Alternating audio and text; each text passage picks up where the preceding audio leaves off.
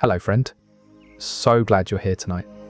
Get comfortable, pull the covers up, and let the day loosen its grip. There's nowhere else you need to be. Before we begin, a small request. Most of the people listening tonight aren't subscribed. If this channel has ever helped you drift off, take a moment to subscribe and tap the like button on tonight's video. Both are free, they take 2 seconds, and they help this channel more than you'd think.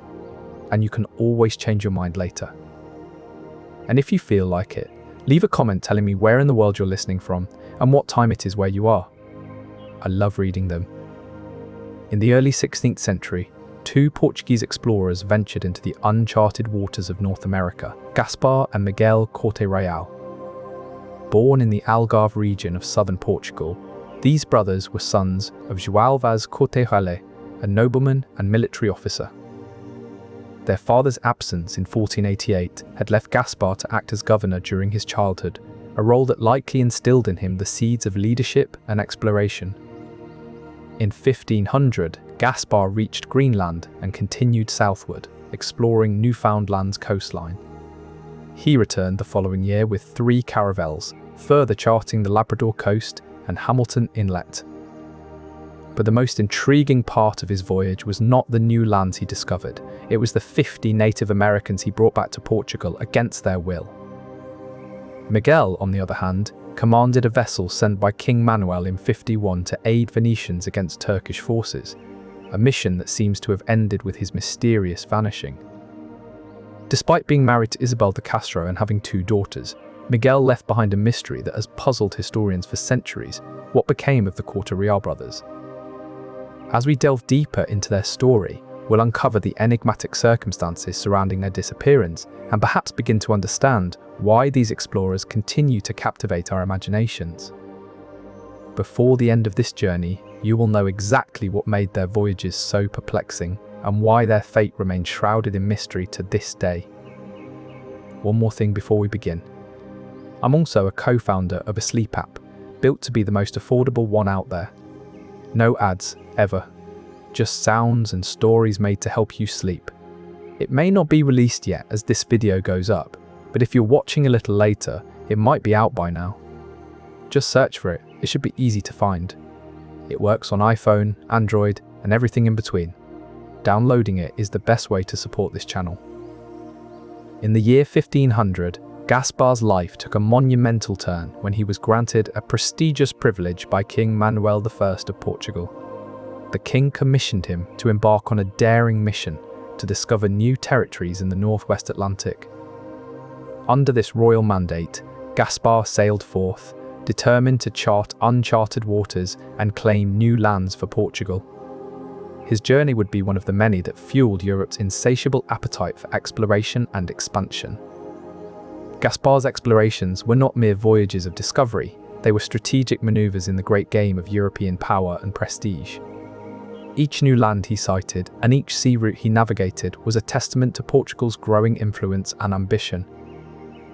Among the lands Gaspar discovered during his expeditions was a territory he named Terra Verde. This land in the Northwest Atlantic would forever be linked with his name, a mark of his enduring legacy. This foundation sets the stage for Gaspar's later, more ambitious voyages that would ultimately lead him to the shores of Newfoundland and into the heart of one of history's most enduring mysteries. In the year 1500, a man named Gaspar Corte-Real embarks on his first voyage and discovery of Terra Verde. Commissioned by King Manuel I of Portugal, Gaspar set sail on a grand mission to discover islands and land in the Northwest Atlantic. His voyage carries him north, past familiar shores, into uncharted waters. Eventually, Gaspar spots land, a vast, icy expanse that stretches as far as the eye can see. Believing he has found East Asia, Gaspar names this new territory Terra Verde, the Greenland. But harsh conditions force him to turn back, leaving the mystery of Terra Verde unsolved. This first voyage and discovery of Terra Verde sets the stage for Gaspar's later, more ambitious expeditions. In the year 51, Gaspar Corte-Real embarked on a second voyage to continue his exploration of the North American coast. His 3 ships set sail with high hopes and ambitious plans. This time, he shifted his course and landed in present-day Labrador, a place known for its rugged beauty and harsh climate. The land was unforgiving, but it held untold riches. Gaspar's eyes were drawn to the native inhabitants who called this place home. He saw potential in their strength and resilience, but his intentions were not noble. Against their will, Gaspar captured several indigenous people to take back to Portugal as slaves. Their cries echoed through the cold air as they were forced onto the ships, their lives forever changed. As Gaspar prepared to set sail back to Portugal, he could not have known that this voyage would be his last. His ship disappeared during the return journey, lost at sea without a trace.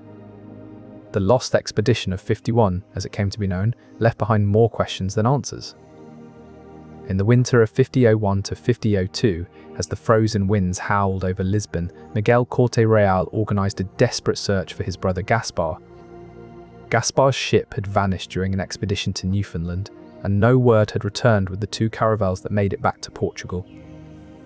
Miguel invested large sums in this relief expedition, determined to find any trace of his brother.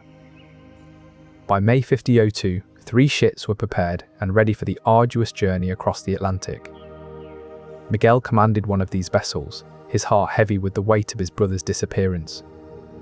The search party set sail from Lisbon, braving the treacherous seas in their quest to unravel the mystery of Gaspar's fate. Sadly, Miguel's ship never returned from this desperate mission. He too disappeared into the vast and unforgiving Atlantic. Their fate remained a haunting enigma, echoing through history as one of the great unsolved mysteries of exploration. The Algarve has long been a hub for exploration and discovery, its people shaped by the sea's unpredictable nature. This environment nurtured in Miguel an early affinity with the water and a spirit of adventure that would later define his life. João Vaz Corte-Real's military career was notable for his strategic prowess and leadership under pressure. Under the tutelage of such a seasoned commander, Miguel would have learned the importance of planning, adaptability, and resolve in the face of adversity. As a young man, Miguel demonstrated an aptitude for navigation and the art of seafaring. By his early 20s, he had already embarked on several voyages, honing his skills under the guidance of experienced captains. One of Miguel's earliest documented expeditions was a voyage to explore the Atlantic coast of Africa in 1495. This journey was part of Portugal's broader efforts to establish trade routes and expand its territories. In 1497, Miguel found himself acting as governor in his father's absence, managing a military fortification and overseeing the defense of strategic coastal points. This administrative role allowed Miguel to gain first-hand experience in managing logistics and resources, skills that would prove invaluable in his future explorations. The turn of the century brought renewed enthusiasm for discovery as news of other European explorers' successes spread. Miguel was drawn into this world of possibility and risk. Miguel's contributions to these early voyages set the stage for his own journeys into the unknown. As we delve deeper, the life of Miguel Corte-Real reveals itself as a tapestry woven with threads of daring, determination, and an unyielding spirit of discovery. Labrador was not just a landmass, it held promise and potential, ripe for discovery. Miguel's exploration was fueled by the same drive that compelled him to search for Gaspar the year before. The newly discovered lands made their debut on the 1502 Cantino planisphere not just as undiscovered territory, but as Terra del Rei de Portugal. This name carried weight and prestige, asserting Portugal's claim over a vast, previously unknown land. Miguel's charting was no small feat. It laid the groundwork for future explorations and claims. Imagine a map of Portugal, with its own coastline already well known to sailors and navigators.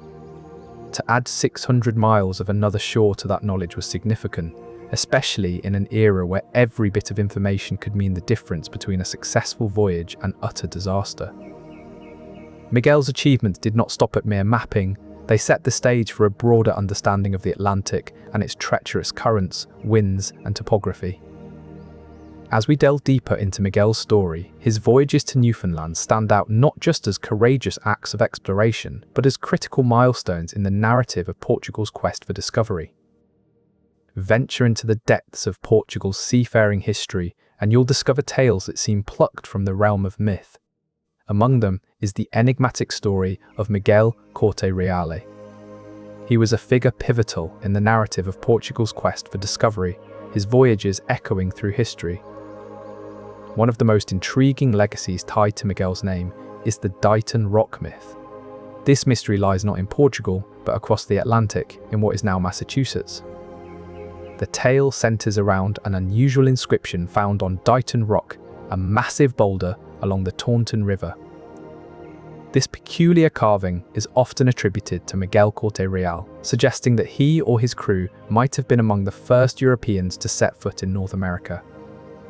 But what's striking is not just the existence of the inscription, but its content, a series of letters and symbols that have captivated historians for centuries. Some see it as evidence of Miguel's presence in the New World, while others view it with skepticism. Amid the debates, there is one intriguing piece of evidence that adds a fascinating layer to Miguel's legacy: a small, weathered parchment. Found tucked away in an archive, this document is said to bear Miguel Corte-Real's signature and a date that coincides with his voyages. Its existence hints at a tantalizing possibility that Miguel himself might have left behind a tangible record of his journey. Yet even with this artifact, the mystery deepens. Is this parchment genuine or a clever forgery? As we delve deeper into the enigma surrounding Dighton Rock and Miguel's voyages, we are left with more questions than answers. But perhaps that is what makes the tale of Miguel Corte-Real and his fabled journey so compelling. It is a story that continues to intrigue and elude us. For now, the Dighton Rock myth stands as a testament to the enduring allure of exploration and the uncharted mysteries that lie just beyond our grasp. What happened to the Corte-Real brothers after their expeditions? Their fate remains shrouded in mystery, but there are several theories about their fates. Some historians believe that Portuguese mariners reached Newfoundland before Cabot. This suggests that Portuguese explorers may have already been familiar with the region before Cabot's voyages. Adding to this intrigue is the fact that some vessels reached Lisbon, bringing captives and news of their voyages. If true, this would push back the timeline of European exploration in North America by several years. However, such claims must be carefully considered in light of available historical records. One thing is certain: the Corte-Real brothers' expeditions left a lasting impact on exploration, and the lore surrounding their fate continues to captivate historians and enthusiasts alike. Their story serves as a reminder that while much of history is known, there are still many mysteries waiting to be uncovered. The enduring legacy of the Corte-Real brothers remains a captivating enigma. Their voyages in the early 16th century forever altered the course of history. Among the indigenous tribes they encountered were the Beothuk, an ancient people of Newfoundland. Shaunadithit is believed to be the last known Beothuk. Her story serves as a poignant reminder of the cultural losses that followed the European expeditions. Their voyages opened new paths to exploration and discovery, leaving behind a legacy that still resonates today.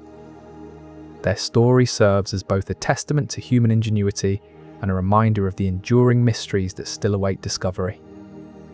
The Corte-Real family's legacy is deeply interwoven with Portugal's golden age of exploration during the 15th and 16th centuries. Sadly, Miguel also met a tragic fate during one of these expeditions in 1502. Their disappearances leave us with a profound mystery that is echoed through centuries of Portuguese maritime history.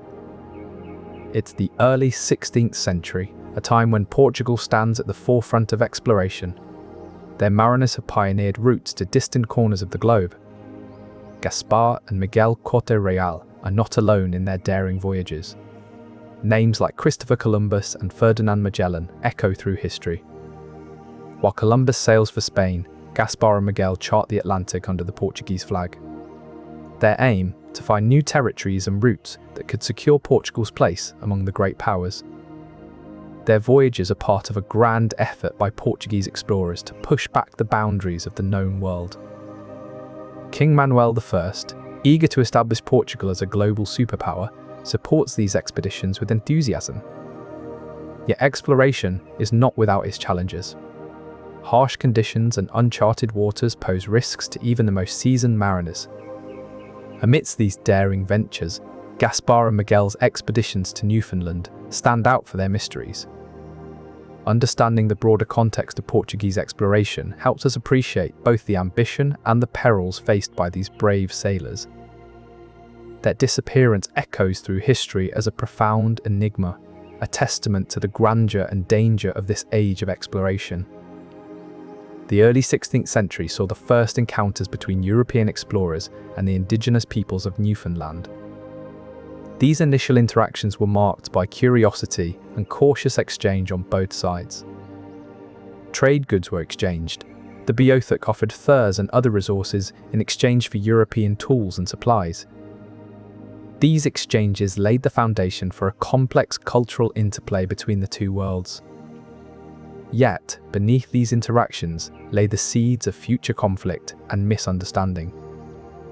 The mystery surrounding Gaspar and Miguel Corte-Real's disappearance echoes through these historical narratives. What role did the Beothuk and other indigenous tribes play in their final journey? This question lingers like a shadow over the past. The echoes of these early encounters continue to resound through the annals of history, a testament to both wonder and loss. Beneath the vast Atlantic, Portugal was emerging as a maritime powerhouse. With ships designed for long voyages and skilled navigators, they ventured into uncharted waters. Newfoundland, a land rich in cod and timber, was their prize. Cod, a staple in European diets, could feed thousands. Timber from the lush forests provided vital materials for shipbuilding and trade. These resources were not just valuable, they were essential to fuel Portugal's growing empire. The economic potential was immense. Thus, when Gaspar and Miguel Corte-Real set sail for Newfoundland in the early 16th century, they were not just seeking adventure. They were driven by the promise of wealth and power that this new land could bring. In the dawn of the 16th century, Europe was a stage set for grand alliances and fierce rivalries. Key players were Portugal and Spain, who had recently joined forces to create the Iberian Union in 1495. This union brought together two of Europe's most powerful nations, with Portugal commanding the seas and Spain controlling vast territories on the mainland. However, cracks began to show as tensions grew between the two kings, João II of Portugal and Ferdinand II of Aragon, who ruled jointly with his wife Isabella of Castile. Their unity was strained further by the ambitious plans of Ferdinand and Isabella, who envisioned an empire spanning the globe, a vision that clashed with Portugal's own ambitions. Portugal had been exploring new lands for decades, led by adventurous figures like Henry the Navigator and Vasco da Gama. With each discovery came promises of wealth and influence, driving Gaspar and Miguel Corte-Real to set sail in search of untold riches. Their expeditions took place against the backdrop of a complex diplomatic landscape, where alliances shifted like sands in an hourglass. To the south, Spain's conquest of Granada in 1492 had cemented their rule over the Iberian Peninsula. In the north, France was embroiled in its own conflicts, including the ongoing 100 Years' War that had ravaged Europe for over a century. England, meanwhile, was consolidating its power under Henry VII, who sought to secure his kingdom's place in the global Game of Thrones. As Gaspar and Miguel Corte-Real ventured into uncharted waters, these political currents swirled around them, creating a web of possibilities for intrigue and betrayal. Their expeditions could have drawn the interest of rival powers seeking to undermine Portugal's maritime dominance, or those eager to share in the spoils of new discoveries. Whether their ships were lost to the elements, piracy, or political machinations remains a mystery shrouded in the mists of time. But amidst these swirling diplomatic winds, one truth remains clear. The Corte-Real brothers sailed into history, leaving behind a tale that continues to captivate and intrigue. Their discoveries provided invaluable data for subsequent mapmakers who could now depict the coast of Newfoundland with greater precision. For instance, Their exploration helped correct the misconception that North America was a vast continent connected to Asia via a northwest passage. Gaspar's voyage in 1500 and Miguel's follow-up expedition in 1502 furnished detailed observations that challenged the prevailing view of the time. These observations were instrumental in shaping a more accurate understanding of the world's geography. The Corte-Real brothers also advanced nautical science by demonstrating the feasibility and importance of thorough exploration. Their expeditions emphasized the need for meticulous navigation and detailed record-keeping, which became standard practice among subsequent explorers. This methodological rigor significantly improved the accuracy of future maps and voyages. Beyond their contributions to cartography and nautical science, the Corte-Real expeditions had a broader cultural impact. They sparked renewed interest in exploration and fostered an era of discovery that would transform European understanding of the world. Their voyages highlighted the potential wealth and resources hidden within the New World, enticing other explorers to follow their paths. Though they vanished without a trace, the Corte-Real brothers left behind a legacy that continues to shape our view of the world's geography. Their expeditions serve as a poignant reminder of the courage and determination that have driven human exploration for centuries. Their story underscores the enduring significance of their voyages, which not only expanded the map of the world, but also ignited a spirit of discovery that endures to this day. As we look back at their journey, we are reminded of how the smallest steps in exploration can lead to monumental shifts in our understanding of the world. The Portuguese in the early 16th century were at the forefront of maritime technology. Their ships, known as caravels, were among the most advanced vessels of their time. Caravels were three-masted ships with square sails on the fore and main masts and a lateen sail on the mizzen mast. This design allowed for great maneuverability and speed. The hulls of these ships were often made from oak or pine, reinforced with iron bands to enhance their structural integrity. Navigation during this era relied heavily on instruments like the astrolabe and quadrant. The astrolabe, in particular, was a sophisticated device that allowed sailors to determine their latitude by measuring the angle of the sun or stars. In addition to these instruments, explorers used knowledge of constellations and celestial navigation to chart their course through uncharted waters. Despite these advancements, navigating the vast Atlantic Ocean was fraught with challenges. The Corte-Real brothers faced treacherous seas, strong currents, and unpredictable weather patterns. Their ships were equipped with rudimentary instruments like the lead line to measure depth, but these tools offered limited assistance in rough seas. Gaspar and Miguel's expeditions showcased both the prowess and the limitations of their era's technology. While their ships were remarkable for their time, they were still vulnerable to the capricious nature of the open ocean. Their voyages were daring feats of human ingenuity and courage, pushing the boundaries of what was possible in exploration at that time. As we continue to unravel their story, we come to appreciate not only the wonders they discovered, but also the technological marvels that made their journeys possible. These explorers embodied the spirit of adventure and innovation, setting the stage for future voyages that would reshape our understanding of the world. Their legacy lives on in the technology and methods they pioneered, echoing through every modern ship that set sail into the unknown. The legend of Gaspar and Miguel Corte-Real continues to captivate, echoing through art and literature. Their story, shrouded in mystery, has inspired numerous creative works over the centuries. His epic chronicles the discovery of new lands and the exploits of Portuguese explorers, weaving in elements from his family's own seafaring history. The poem pays tribute to the spirit of adventure and discovery that characterized the age of exploration. Novels such as The Voyage of the Corte-Real brothers by José Saramago delve into the enigma surrounding Gaspar and Miguel's disappearances. Saramago's novel blends fact with fiction, offering a compelling narrative that attempts to fill in the gaps left by history. Painters have also been drawn to the story, with works like Lost at Sea by João de Deus depicting the haunting image of a ship disappearing into the horizon. The piece captures the poignancy of their journey and the enduring mystery that surrounds it. The ongoing fascination with Gaspar and Miguel's story underscores the enduring allure of their mystery. Their legend continues to inspire artists and writers, ensuring that their legacy lives on in the collective imagination. As the 16th century dawned, a new chapter in human history was about to unfold. The age of exploration was upon us. Portugal, a small kingdom nestled on the western edge of Europe, would emerge as a key player in this grand drama. Driven by the quest for riches and power, they sought new trade routes and territories beyond their borders. Their ambitions were fueled by technological advancements that made long voyages possible. The caravel, a sturdy ship with lateen sails, allowed them to sail against the wind and navigate treacherous waters.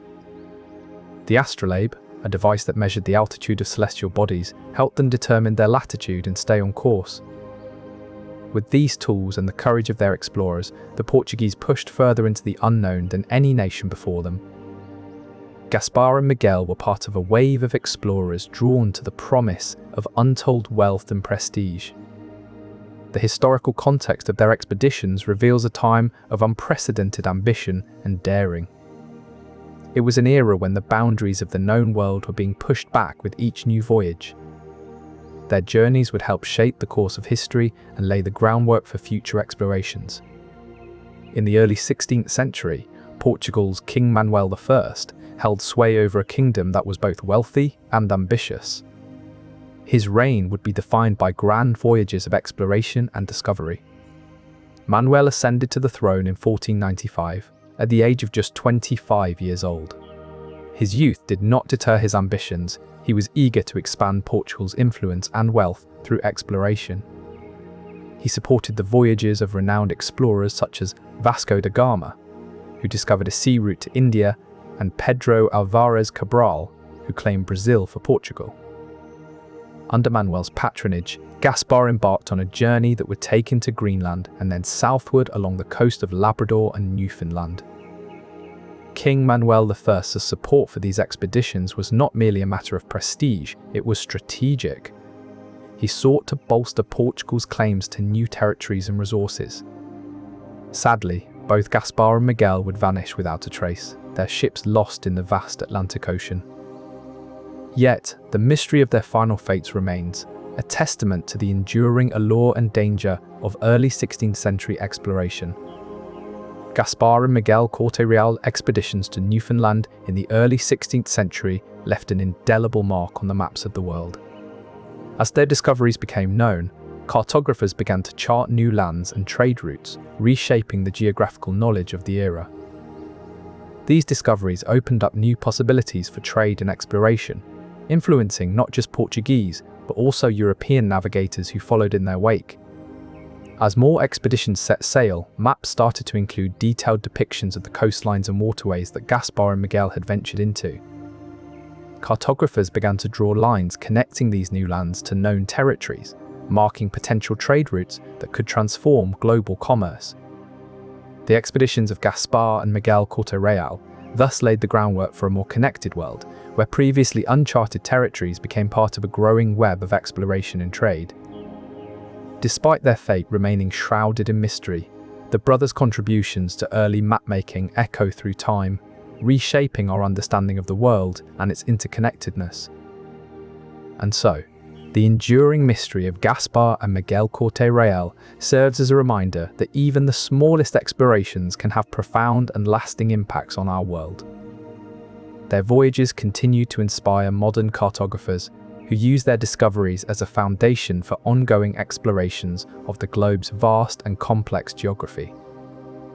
Ultimately, the Corte-Real brothers' journey into the unknown not only expanded the map of the world, but also deepened our collective understanding of the world's intricate and interwoven history. As the Corte-Real brothers ventured into the unknown, their journey was more than just a quest for personal glory. It was part of a broader strategy fueled by Portugal's colonial ambitions. Portugal, during this period, was eager to expand its influence and control over newly discovered territories. This drive was not merely about exploration, but also about securing valuable resources and establishing strategic outposts. The Treaty of Tordesillas in 1494 granted Portugal the rights to lands west of a demarcated line. This treaty solidified Portugal's territorial claims and paved the way for further exploration. This appointment underscored the strategic importance of the Azores in Portugal's colonial plans. The Azores served as a vital staging ground for expeditions to the New World. His expedition aimed to find a northwest passage to Asia and stake Portugal's claim on new territories. Gaspar's voyage to Greenland and later Labrador was not a lone endeavour, but part of a larger strategy. These voyages were pivotal in Portugal's efforts to establish a presence and claim resources in the New World. Despite their eventual fate, the Corte-Real brothers' expeditions were integral to Portugal's colonial ambitions. Their voyages expanded the reach of Portuguese influence and opened doors to new economic opportunities. However, recent discoveries in these areas have brought new perspectives to their journey. In Newfoundland, for instance, archaeologists have uncovered remnants of European settlements from around the time of the Corte-Reals expeditions. These findings suggest that while the Corte-Real brothers themselves may not have left a tangible mark, their presence was part of a larger wave of European exploration and colonization. Similarly, in Labrador, artifacts hinting at early encounters between Europeans and indigenous populations have been discovered. These items could provide clues about the interactions that took place during the Corte-Reals' voyages, adding to our understanding of their journey and possible outcomes. Though the exact fate of Gaspar and Miguel Corte-Real remains a mystery, these archaeological finds offer fresh insights into the world they navigated and the legacies they left behind. As we continue to unravel this enduring enigma, each new discovery brings us one step closer to piecing together their story. Their ships carried captives back to Portugal, including around 50 natives from Labrador who were enslaved and died soon after arrival. This brutal treatment of the indigenous peoples left a dark mark on European indigenous relations. While no definitive evidence has emerged about the fate of Gaspar and Miguel, the actions they took towards indigenous tribes shed light on their possible reception among local populations. The enduring mystery of the Corte-Real brothers' disappearance deepens as we explore these human interactions. Understanding their complex relationships with indigenous tribes brings us closer to unraveling the intricate web of their final voyage. The disappearance of the Corte-Real brothers put Portugal in a delicate position. Their expeditions had been part of an international race to claim new lands and establish trade routes, driven by the Treaty of Tordesillas, which divided the world between Spain and Portugal. With Gaspar's discovery of Terra Verdes in 1500, Portugal had laid claim to parts of North America. However, the loss of their explorers jeopardized these claims and raised concerns about their ability to maintain control over newly discovered territories. The diplomatic fallout extended beyond Portugal. Other European powers, particularly Spain, were keenly aware of the Corte-Real expeditions and their potential implications for territorial control. The Spanish, already established in the New World with explorers like Christopher Columbus, saw an opportunity to assert their influence and potentially challenge Portuguese claims. In response to the Corte-Real disappearances, European powers may have adjusted their exploration strategies and territorial aims, leading to shifts in trade agreements and political alliances. The broader political context of these expeditions highlights the intense competition among European nations for control over new lands and resources. Understanding the diplomatic implications of the Corte-Real disappearances offers a glimpse into the complex web of international relations and political maneuverings of the time. Recent archaeological findings have sparked renewed interest in the Corte-Real mystery. Artifacts discovered along the coast of Labrador suggest potential connections to Gaspar and Miguel's expeditions. Another perspective suggests that the brothers might have ventured further inland, possibly becoming trapped by harsh winter conditions or other unknown factors. The lack of concrete evidence has led some scholars to question whether the Corte-Real brothers actually perished during their expeditions. Some argue that they could have been captured by rival European powers, or even survived and integrated into indigenous communities. Despite these uncertainties, the legacy of Gaspar and Miguel Corte-Real endures as a testament to the spirit of exploration. Their story serves as a reminder of the risks and mysteries that lie at the heart of human curiosity. Current research directions aim to uncover more about the Beothuk tribe and their interactions with European explorers. This could shed new light on the Corte-Real mystery, offering insights into the complex interplay between different cultures during the Age of Discovery. The enduring intrigue surrounding Gaspar and Miguel Corte-Real reflects our collective fascination with the unknown. As we continue to unravel their story, we deepen our understanding of the human spirit's insatiable quest for knowledge. While the Corte-Real brothers were making their historic forays into the New World, French explorers were also setting sail to explore the vast and largely unknown territories of North America. Their expeditions brought them to the shores of Newfoundland, where they too sought to establish a foothold in this new world. One of the most notable French expeditions was led by Jacques Cartier, who sailed into Newfoundland's waters in 1534. His mission was to find a northwest passage that would connect France to Asia and its riches. Cartier's initial landing on the island of Newfoundland was fraught with challenges. The landscape, though beautiful, was harsh and unforgiving. He found the coastline rugged and the weather unpredictable, making navigation treacherous. Despite these obstacles, Cartier persevered in his exploration. He was greeted by local indigenous tribes who welcomed him with curiosity and generosity. These interactions were crucial for both sides. The French gained knowledge of the land and its resources, while the indigenous people had a chance to observe and learn about European culture. The French explorers' journals detail these encounters, providing valuable insights into the lives of the Beothuk people who inhabited Newfoundland. Through their descriptions, we learn about the Beothuk's fishing practices, their traditional dwellings, and their social structures. Cartier's voyage was not without its share of conflicts. While some indigenous groups were welcoming, others viewed the French presence with suspicion and hostility. These tensions highlight the complex dynamics at play as different cultures met for the first time. The French expeditions to Newfoundland laid the groundwork for future European exploration and settlement in the region. Their interactions with the indigenous peoples set a precedent that would shape subsequent encounters, both positive and negative. In the end, the mystery surrounding Gaspar and Miguel Corte-Real continues to captivate us, drawing us into a world of discovery and loss that defines our shared human history. The French expeditions add another layer to this story, offering glimpses into the diverse encounters and challenges faced by those who dared to explore the unknown. Long before the Corte-Real brothers ventured into Newfoundland, there were other European explorers who made contact with North America. The Norse, seafarers and traders from Scandinavia, are known to have reached the eastern coast of Canada around the year 10,000. They established temporary settlements in an area they called Vinland, which roughly corresponds to modern-day Newfoundland and Labrador. These Norse settlements were not the first contact between Europeans and North America. However, they are one of the earliest documented instances. The Norse explorers encountered the local indigenous populations during their time in Vinland. Interactions between these two cultures were documented, providing us with some of the earliest accounts of European indigenous encounters on this continent. These historical records are significant because they offer a precedent for later European explorations in North America, including the expeditions of Gaspar and Miguel Corte-Real. The experiences and interactions recorded during these early Norse settlements can help us understand the broader context of European exploration in the region.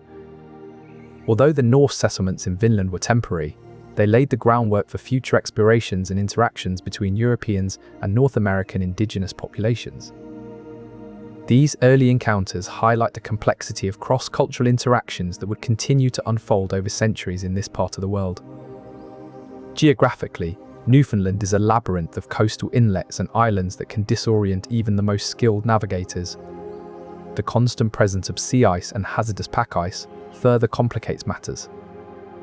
The Labrador Sea, where Gaspar and Miguel often ventured, is notorious for its sudden storms that can swiftly turn the placid waters into a raging maelstrom. These conditions might have been crucial factors in their eventual disappearance. In 1500, Gaspar's ship, laden with captured indigenous people and valuable cargo, was forced to retreat back towards Europe due to these harsh climatic conditions. Despite his promise to return, the brutal climate likely prevented him from completing this journey. The vast distances and challenging topography of Newfoundland and Labrador could have led to miscalculations, stranding the Corte-Real brothers in uncharted territory. The geography of this region is also marked by shifting ice flows and hidden reefs that can wreak havoc on even the most sturdy vessels. These environmental factors combine to create a perfect storm of adversity, one that could have sealed the fate of the brave but ill-fated Corte-Real brothers. Understanding these conditions deepens our appreciation for the challenges faced by early explorers and highlights the sobering reality of their adventures. Their story serves as a poignant reminder that even with superior navigational tools and courage, the forces of nature remain unpredictable and often unconquerable. The enduring enigma of Gaspar and Miguel Corte-Real stands as a testament to both human ambition and the formidable power of the natural world. While the Corte-Real brothers ventured into uncharted territory, Spain was making significant inroads across the Atlantic. Christopher Columbus's voyages in 1492 marked a pivotal moment for Spanish exploration. He reached the Bahamas and Cuba, believing he had found Asia. Subsequent Spanish explorers like Hernán Cortés and Francisco Pizarro pushed further into the Americas. Cortés's conquest of the Aztec Empire in Mexico City in 1521 and Pizarro's seizure of Cusco in Peru in 1530 were defining moments. These expeditions brought back vast wealth and new resources to Spain. The impact of these findings reverberated throughout Europe, influencing other explorers, including the Portuguese. Portuguese explorers like Gaspar and Miguel Corte-Real were also driven by the desire for new territories and riches. Their expeditions to Newfoundland in search of a northwest passage were similarly ambitious. While the fates of Gaspar and Miguel Corte-Real remain shrouded in mystery, the broader context of Spanish exploration provides a fascinating backdrop. Both Spanish and Portuguese explorations highlighted the immense challenges and opportunities of the New World. In the annals of exploration, there are few tales as tantalizing as that of the lost colony of Roanoke. Established in 1587 by Sir Walter Raleigh, the first English settlement in North America seemed to vanish without a trace. The fate of its 14K colonists remains one of history's most enduring mysteries. The parallels between the mysterious disappearance of the Corte-Real brothers in Newfoundland and the fate of Roanoke are striking. The story of Roanoke begins with Sir Walter Raleigh's ambitious plan to establish a colony on the shores of what is now North Carolina. In July 1587, a fleet carrying over 100 English colonists set sail from Plymouth, England, to the New World. Among them was John White, an experienced artist and mapmaker appointed as governor of the new colony. Upon arrival in what is now North Carolina, the colonists established their settlement on Roanoke Island. The initial months were promising. But as winter approached, relations with the local Native American tribes began to deteriorate. John White decided to return to England for supplies and reinforcements, leaving his daughter and granddaughter behind. He promised to return the following spring. But when he finally managed to return in August 1590, after a lengthy delay caused by war with Spain, he found the colony deserted. The houses had been dismantled and the colonists were nowhere to be found. The only clue left behind was the word Croto, carved into a post. Some theories suggest that the colonists were absorbed into nearby Native American tribes. Others propose they tried to sail back to England but met with disaster at sea.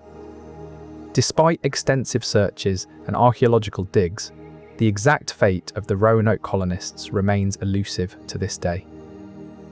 The mystery of Roanoke echoes the enigmatic disappearance of Gaspar and Miguel Corte-Real in Newfoundland. Both tales underscore the profound challenges faced by early explorers.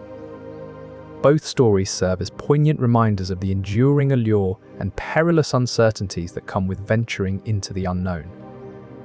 The shores of Newfoundland hold secrets whispered by the wind and tide, secrets that echo through centuries.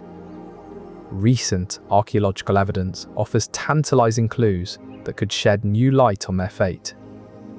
Their presence indicates a period of regular contact between the Portuguese and the indigenous peoples of Newfoundland. This absence of clear artifacts or shipwrecks leaves us with more questions than answers. The discovery of any artifact or remnant related to the Corte-Real expeditions would be a monumental breakthrough. It could provide invaluable insights into the nature of their interactions with the indigenous peoples and the challenges they faced. Each of these cultures has its own rich history and unique interactions with European explorers. As we delve deeper into these discoveries, we may uncover clues that could finally unlock the enigma of the Corte-Real expeditions. Each artifact found, each site excavated, brings us one step closer to understanding the true story of these early explorers. And perhaps, one day, the winds of Newfoundland will whisper their final secret. As Europeans ventured into the New World, they brought with them a silent passenger: disease. This stealthy stowaway would profoundly shape the course of exploration and contact between European explorers and indigenous peoples. Portuguese ingenuity on the seas had propelled them to the forefront of European exploration. Their advanced maritime technology allowed them to traverse vast distances, but it also facilitated the rapid spread of diseases. Diseases like smallpox, measles, and influenza, previously contained within Eurasia, now found new hosts among the indigenous populations of the Americas. These diseases, to which Native Americans had no immune resistance, swept through populations with devastating efficiency. For the explorers themselves, disease could be just as perilous. Gaspar and Miguel Corte-Real, lost in their quests for new territories, might have been further imperiled by illnesses carried on their voyages. The presence of disease added a layer of uncertainty to their expeditions and could have influenced the fate of these early maritime pioneers. The Corte-Real brothers vanished in the frigid waters of Newfoundland, adding to the complex tapestry of Portuguese-Indigenous relations during the Age of Exploration. In 5001, brothers Gaspar and Miguel Corte-Real set sail from Lisbon on a daring mission to find a route to the Far East. Their voyage was part of a broader wave of Portuguese maritime expeditions that spanned the globe during the 15th and 16th centuries. Legendary figures like Prince Henry, Magellan, and Vasco da Gama charted new courses that redefined the world map. But these voyages weren't just about cartography. They were encounters with diverse indigenous cultures and peoples. These meetings weren't always peaceful. Disease and enslavement cast long shadows over these early interactions. Yet, amidst the hardships, there were moments of trade, cultural exchange, and mutual learning. The complex nature of these early contacts sets the stage for understanding the mystery surrounding Gaspar and Miguel Corte-Real's final voyage. Their expedition into the unknown, fraught with danger and discovery, encapsulates the spirit of this intricate era of exploration. Their journeys were guided by an elite cadre of cartographers, skilled mapmakers, and navigators who held the key to their safe passage across vast oceans. Detailed charts, annotated with careful observations of coastal features and weather patterns, were crucial in planning their routes. The influence of these cartographers extended beyond mere navigation. They also provided insights into the possible resources and habitable lands that awaited exploration.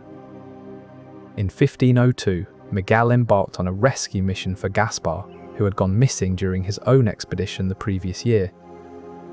The maps and charts used by Corte-Real were based not only on empirical data, but also on mathematical models that predicted the Earth's curvature. These sophisticated techniques allowed explorers to correct for errors in longitude and latitude, ensuring a more accurate journey. Yet, despite their advanced navigational tools and techniques, the Corte-Real brothers faced challenges that even the best cartographers could not foresee. Harsh weather conditions, unexpected geographical features, and the sheer vastness of unexplored lands posed significant risks to their expeditions. This understanding illuminates navigational strategies that could have led to their fate, highlighting the enduring mystery surrounding the disappearance of these intrepid explorers. The early 16th century saw not just a race to uncover new lands, but also fierce rivalries among European powers vying for control over them. Among these rivals were the Portuguese and the French, each with their own ambitions and strategies. The French, meanwhile, were eager to challenge Portuguese dominance in the Atlantic and assert their own influence over these newly discovered lands. These rivalries affected not just military strategies, but also navigational routes and exploratory tactics. For example, the Corte-Real brothers' expeditions to Newfoundland in 1551 were likely influenced by the need to beat the French to potential new claims. The Portuguese had to move quickly and efficiently, often leading them into uncharted waters where they might face unexpected challenges. One can imagine the intense pressure they must have felt, knowing that any delay could mean losing their advantage to French competitors. While this competitive edge drove them forward, it also added a layer of risk to their expeditions. The high stakes of rivalry might have contributed to the mystery surrounding their disappearance. Portugal's internal struggles were intertwined with its maritime ambitions. The Reconquista, Portugal's battle to reclaim the Iberian Peninsula from Islamic rule, was a bloody and protracted conflict that spans centuries. The high costs of these military campaigns strained the country's resources, leaving little for exploration ventures. Yet, paradoxically, the Reconquista also fueled a nationalistic fervour that drove explorers like Gaspar and Miguel Corte-Real to seek glory on the high seas. Money for expeditions often came from the spoils of war, with wealthy nobles funding voyages in hopes of expanding Portugal's reach and wealth. Gaspar, born into a family of military officers, was steeped in this culture of conquest. His father, João Vaz Corte-Real, fought at the front lines of the Reconquista. The Corte-Real brothers' voyages were not just expeditions, they were extensions of Portugal's internal struggle, a quest to extend its power beyond the Iberian Peninsula. This spirit of conquest was not merely about wealth or territory, it was about proving Portugal's might on a global stage. The Reconquista had instilled in them a belief that their nation's destiny lay beyond its borders, and they were determined to fulfill it. Their adventures were not mere escapades, but strategic maneuvers, aiming to bring new lands under Portugal's banner. As they ventured into the unknown, their ambition was a beacon of national pride, reflecting the tenacity and resilience forged in the fires of the Reconquista. The Basques have a unique culture that values independence and self-reliance, traits honed during the Reconquista of Spain. Their fishing methods are innovative. They use larger boats than their contemporaries and employ sophisticated techniques like deep-sea longlining and harpoon fishing. Their voyages to Newfoundland begin in the late 15th century, around the same time as Gaspar Corte-Real's birth. They seek cod, a fish that will become central to European diets and economies. The Basques also bring technology and knowledge to these shores, including metal tools and the art of making clothes from animal skins. This cultural exchange is a two-way street, with indigenous peoples sharing their local knowledge about hunting and survival in this harsh environment. But what if these local interactions held a darker secret? What if the indigenous tribes knew more about the treacherous seas and unforgiving climate than the Basques gave them credit for? Could this knowledge have played a role in the disappearance of the Corte-Real brothers? And so, as Gaspar and Miguel set sail on their ill-fated voyages, they are not just exploring uncharted territory, but entering into an intricate web of human history and natural peril. In the next chapter, we will explore the chilling details of their final voyages, piecing together the clues that hint at what might have befallen these brave explorers in the unforgiving waters of the North Atlantic.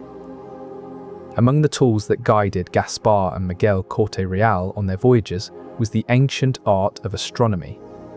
Long before GPS, navigators relied on the stars to chart their courses across vast oceans.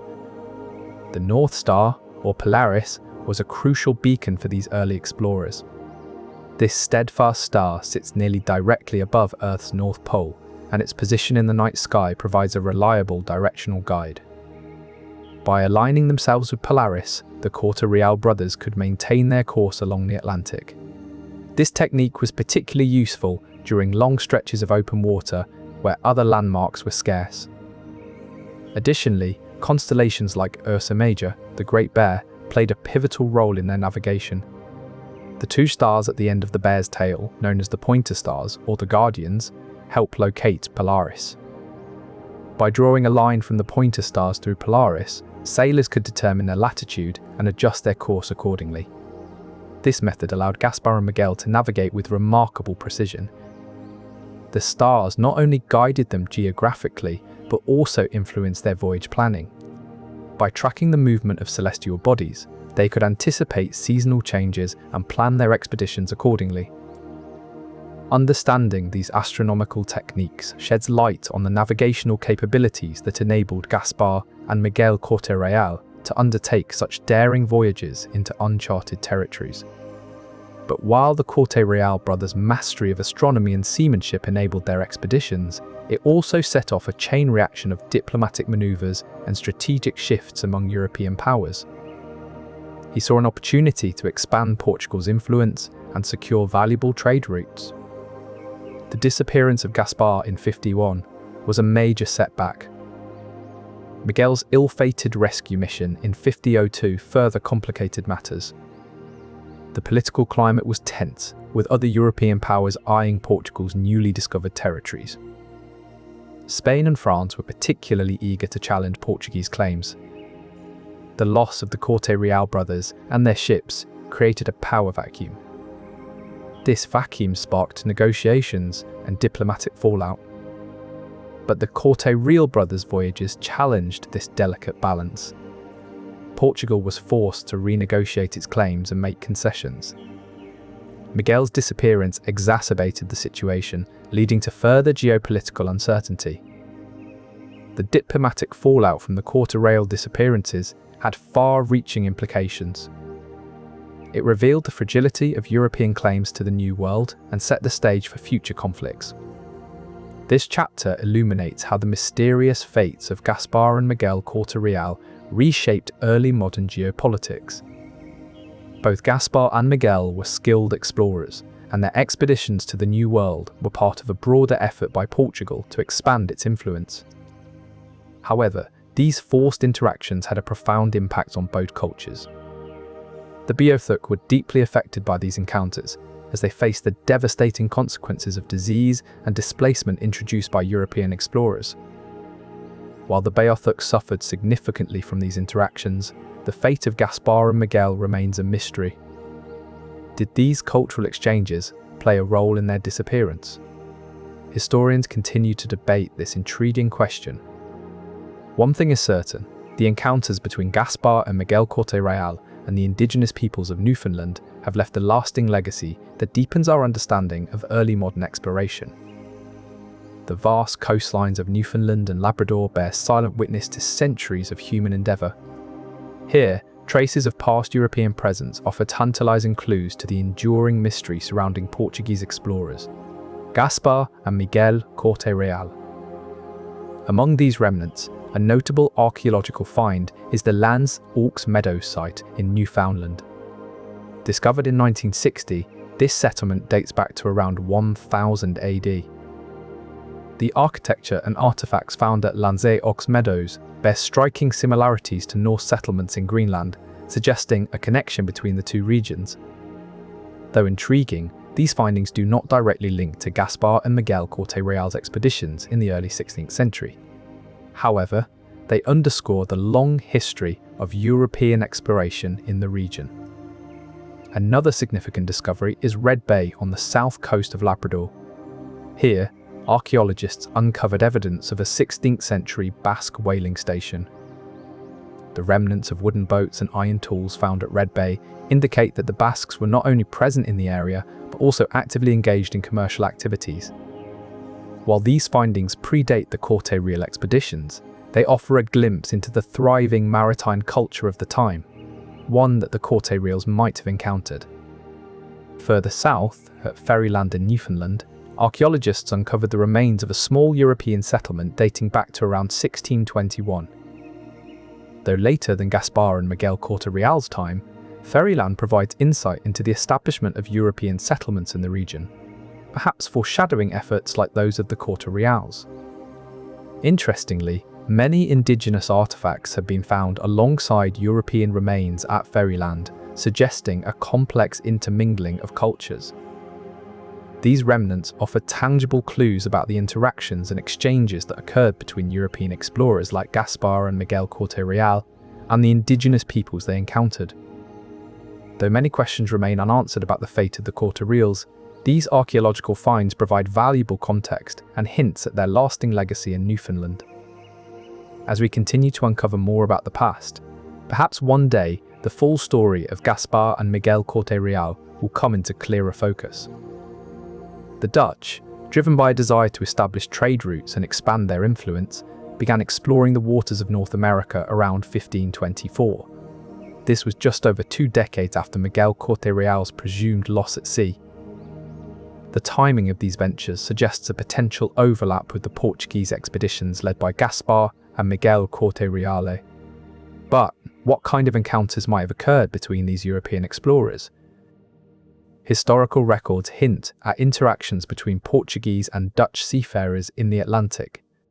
While no direct accounts of meetings between Gaspar or Miguel Corte-Real and their Dutch counterparts have surfaced, it is plausible that they navigated similar waters. Moreover, the Dutch explorers would have encountered indigenous populations along the coasts of North America, as Gaspar and Miguel Corte-Real had done before them.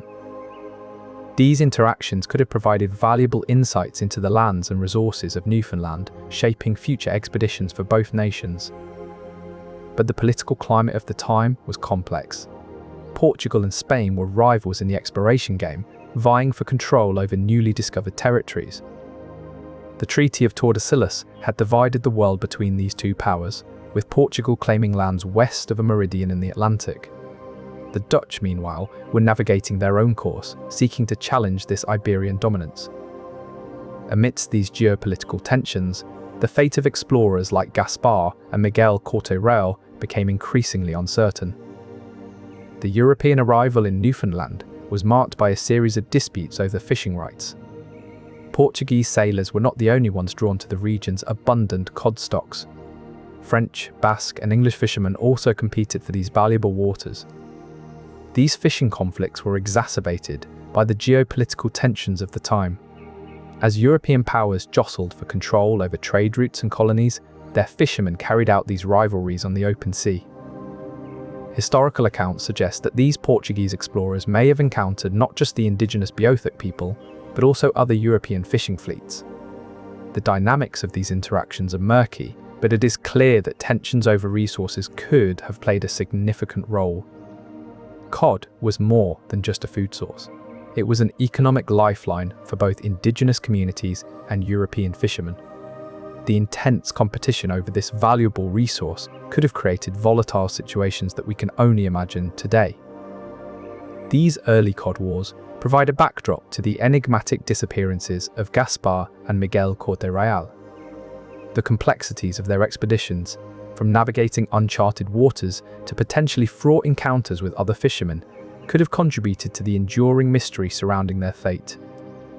As the Corte-Real brothers navigated uncharted waters, it's possible that Italian cartographic techniques played a role in shaping their journeys. Italian cartographers of the Renaissance era were renowned for their precise and detailed maps. Their innovations included accurate coastal outlines and the introduction of latitude and longitude coordinates. These advancements significantly improved navigation capabilities, enabling explorers to chart more precise routes. Portuguese navigators, including the Corte-Real brothers, may have benefited from these Italian techniques. However, the specific extent to which these Italian cartographic methods were adopted and used by the Portuguese remains uncertain. The Corte-Real expeditions took place in a time of rapid technological and navigational advancement. Understanding the influence of Italian cartographers can shed light on the strategic and technological aspects of their voyages. This knowledge enhances our grasp of the complexities and challenges they faced during their fateful explorations. Ultimately, the enduring mystery surrounding their disappearance is made all the more intriguing by considering these technological underpinnings. Meanwhile, on the other side of the Atlantic, French explorers were also drawn to the promise of new lands and resources. In the early 16th century, French mariners, known for their seafaring prowess and technological ingenuity, were eager to establish settlements in the New World. Cartier sailed along the coast of Newfoundland and Labrador, eventually reaching the Gulf of St. Lawrence. He claimed the land for France and named it Canada, after an Iroquois word meaning village or settlement. The French also set up seasonal fishing stations in Newfoundland during the early 16th century. João Álvares Fagundes and Pero de Barcelos were two Portuguese explorers who established these seasonal fishing operations in Newfoundland. These early French and Portuguese activities in the region suggest a complex web of European ambitions and local influences. The local tribes, such as the Innu nation with their deep roots in Nitassinan, would have been acutely aware of these foreign intrusions. These encounters set the stage for a broader landscape of European ambitions and their consequences in the region. And so, as we unravel the enduring mystery surrounding the disappearance of Gaspar and Miguel Corte-Real, we must also consider this larger context of European exploration and settlement. What influences did these early French settlements have on the local tribes, and how did they shape the broader landscape of European ambitions in North America? During this period, Newfoundland was known for its extreme weather patterns, with temperatures frequently dropping below freezing. These cold conditions were further exacerbated by strong winds and heavy snowfall, creating treacherous sailing environments. Documented records from the early 16th century indicate that severe storms were common occurrences in the region. These storms, characterized by high waves and strong gusts, pose significant risks to small vessels like those used by Gaspar and Miguel. The impact of these weather conditions on their expeditions cannot be overstated. The Corte-Real brothers had to navigate through icebergs that often drifted into their path, making their journeys arduous and unpredictable. These adverse weather conditions likely played a significant role in Miguel's disappearance, compounding the challenges of navigating through such treacherous waters. The climate conditions that affected the Corte-Real expeditions serve as a stark reminder of the immense challenges faced by early explorers in their quest to uncover new territories. Understanding these climate conditions offers a deeper insight into the physical obstacles that the Corte-Real brothers and their search parties had to overcome, painting a vivid picture of their struggles against nature. As we delve deeper into this mystery, the harsh climate conditions emerge as a crucial factor shaping the fate of these early explorers and their ambitious voyages. The enduring mystery surrounding the disappearance of Gaspar and Miguel Corte-Real becomes even more complex when we consider the formidable climate challenges they confronted. These climate conditions highlight not only the courage of these explorers, but also the immense difficulty and danger of their expeditions into uncharted territories.